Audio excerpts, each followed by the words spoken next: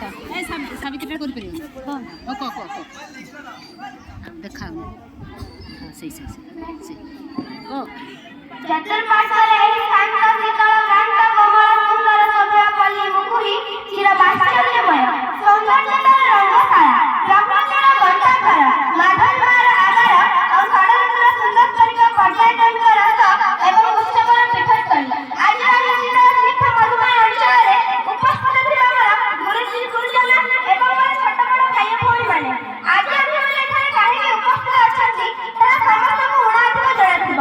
ଆଜି ହେଉଛି ପବିତ୍ର ସାଧାରଣତନ୍ତ୍ର ଦିବସ। ଏ ସାଧାରଣତନ୍ତ୍ର ଦିବସ କଣ? ଏ ଗଣତନ୍ତ୍ର ଦିବସ କଣ?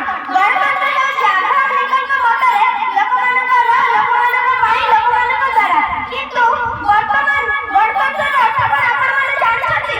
ଲୋକମାନଙ୍କ ପାଇଁ ନୁହଁ, ଲୋକମାନଙ୍କ ଠାରୁ ଅନେକ ଦୂରରେ, ଲୋକମାନଙ୍କ ନୁହଁ, ଲୋକମାନଙ୍କୁ କିଣାଯାଇ, ଲୋକମାନଙ୍କ ଦ୍ୱାରା ନୁହଁ, ନିଜ ସ୍ୱାର୍ଥ ପୂରଣ ପାଇଁ, କିନ୍ତୁ